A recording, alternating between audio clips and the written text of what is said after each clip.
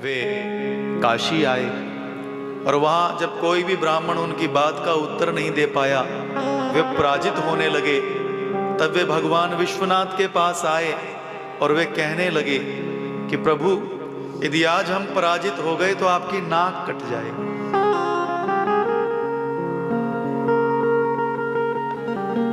अब ये सेवा आपको ही संभालनी है।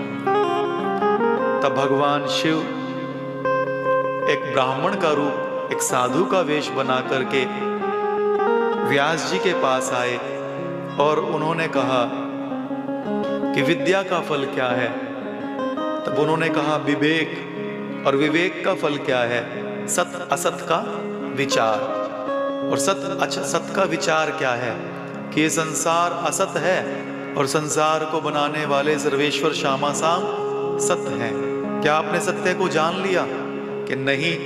तो इस प्रकार शास्त्रार्थ करके दूसरों को हराकर विजय प्राप्त करने में आपको जो प्रसन्नता मिल रही है, क्या ये उचित है?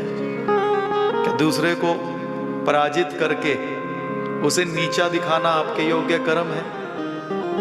आप साक्षात प्रिया जी की सखी विशाखा जी हैं। अपने स्वरूप को पहचानिए। आप क्यों आए हैं? आपको तो वृंदावन जाकर उनके श्री चरण कमलों की सेवा करनी है, उनको लाड़ लड़ाना है।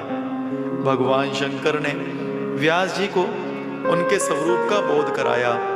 उसके बाद वे उनको प्रणाम कर समस्त रिद्धि सिद्धियों को छोड़कर वृंदावन आ गए।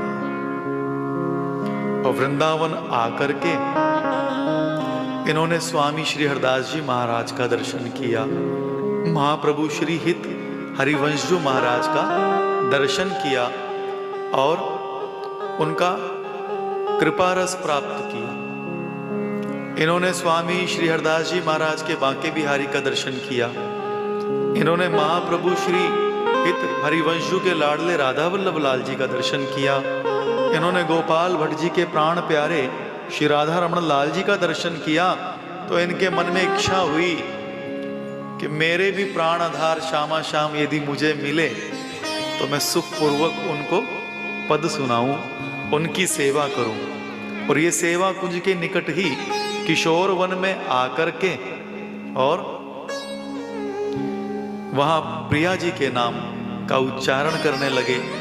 प्रिया जी को, राधा रानी को पुकारने लगे और पुकारते पुकारते इनको नींद आ गई। तब प्रिया जी ने तंद्रा में इनको कहा, सखी विशाखा, तू क्यों अधीर हो रही है? देख